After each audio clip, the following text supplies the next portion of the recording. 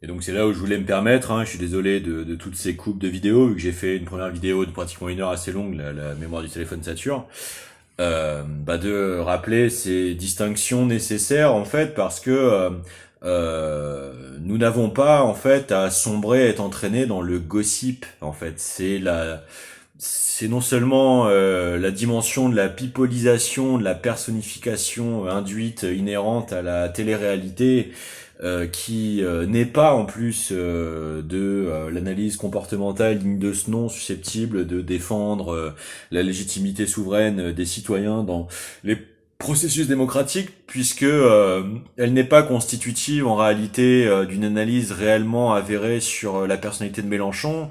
Elle est ici passée au tamis justement de l'analyse critique, la tentative de teinture de la perception publique de sa personne, une réelle analyse systémique psychocomportementale induirait la comparaison des campagnes systématiques de dénégation, d'incrimination abusive, de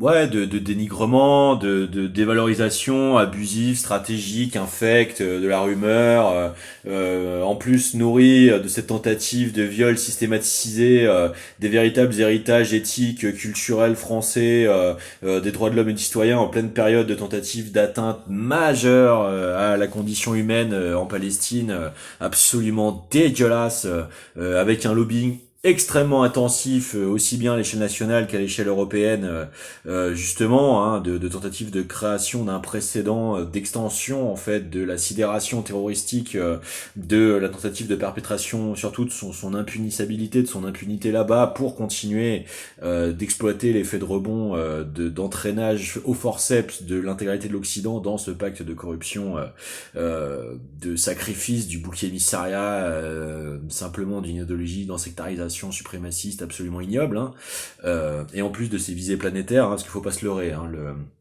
faut vraiment faire la psychogenèse du siono-suprémacisme Lubavitch, créer un précédent de l'obtention de l'impunité, d'un blanc-seing d'impunité extensif, du massacre de la plus jeune démographie, densité démographique de la planète, ghettoisée dans une inversion accusatoire, transpositionnelle, projective, absolument infondée, avec une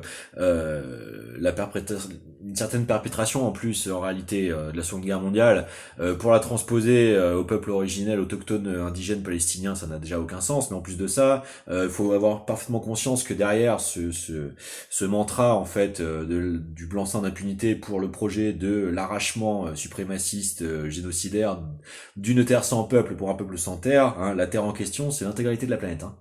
C'est-à-dire que encore une fois, le problème c'est que le processus néo-expansionniste, ethniciste de la chose n'est motivé que par la densité démographique israélienne.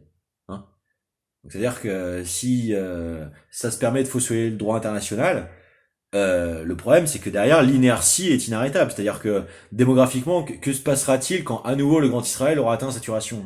Il y aura un grand Israël, puis un grand Israël, etc. Donc c'est des choses dont on a déjà parlé ici.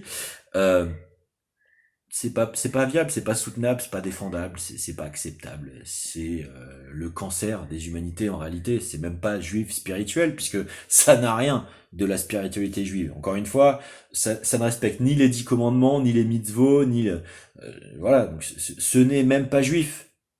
Le gène juif ethniquement n'existe pas, l'antécédent, la cohérence historiographique ethniciste n'existe pas puisque les véritables Hébreux juifs originaires de Palestine authentique sont les Yéchous et étaient opposés en fait au projet de ce qui est en fait l'émigration caucasienne d'un nationalisme siono-fasciste, de la création de toutes pièces d'un foyer national pseudo-juif.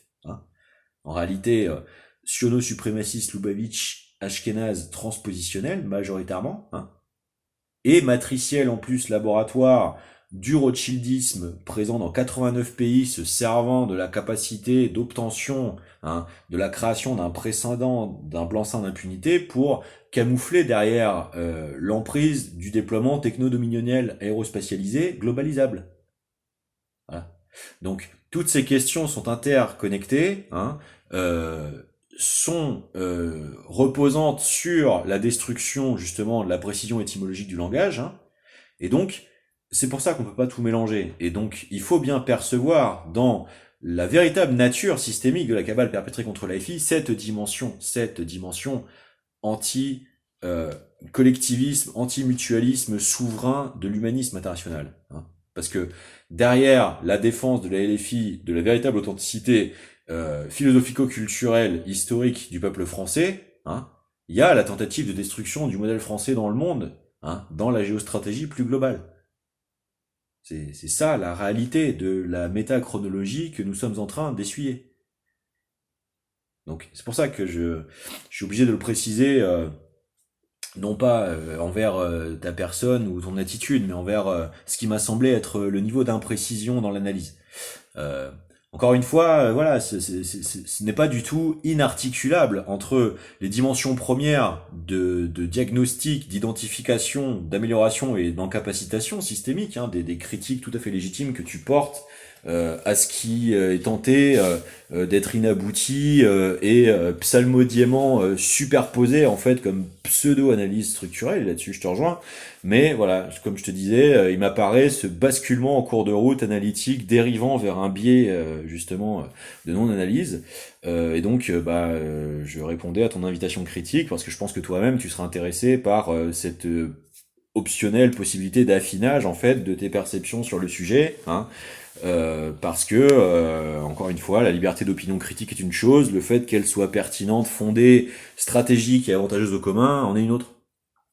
Donc voilà, je pense que ces vidéos seront utiles, c'est mon souhait, et je voudrais terminer sur justement la perception collective de la nécessité de bien réfléchir, méditer et aboutir en fait le véritable service d'utilité, hein, de nos convergences dans une maturité, hein, combinatoire des différentes échelles nécessaires synchronément à l'amélioration de la condition collective commune immédiate. Hein. Euh, Nous sommes tout à fait capables de supplanter la dépendance aux externationalismes par des dogmes, des idéologies, des autoritarismes économico-monétaristes, productiques, abscons, par le génératif, l'internationalisme, la réciprocité de la mutualisation et l'intelligence du génie collectif. Mais précisément, c'est ce que nous devons aboutir, c'est ce que nous devons performer. Hein, pas seulement organiser, invoquer, mais bien déployer et maintenir comme capacité permanente de finesse, d'imprenabilité d'analyse. C'est précisément ce qui nous distingue du régressivisme exploitationnello-ressentimentaliste pervers de l'extrême droitisation. Hein. C'est ce qui caractérise nos différences de compétences de fond analytiques, de perception avant tout. Hein, de justesse de perception. Nous n'avons pas besoin de nous cristalliser sur la réinvocation d'un passé perdu. Hein. Nous avons à actualiser la finesse de perception des facultés de subtilité de perception dignes de nos idéaux. Et donc ça passe par l'exigence de la finesse de précision critique formulatoire. Voilà. J'espère pas être trop véhément, c'est pas l'objectif, mais on parle de ce qui est décisif en politique, c'est-à-dire le sens profond du langage. Donc voilà. À très vite, j'espère. À côté de ça, je pense que on a énormément d'avantages à continuer dans capacité la convergence, la coordination et la complémentarité des différents mouvements à l'échelle locale. Donc écoute, avec un immense plaisir. N'hésite pas à commenter, me contacter par message si tu vois quoi que ce soit. Je pense qu'il y a des ponts à créer entre la valorisation, l'initiative de Guénolé de commencer à rentrer vraiment dans le dur de l'analyse contre l'extrême droitisation, parce qu'on voit très bien cette tentative d'Hitler-Jungenisation des jeunes en les phalangisant, et donc c'est nécessaire.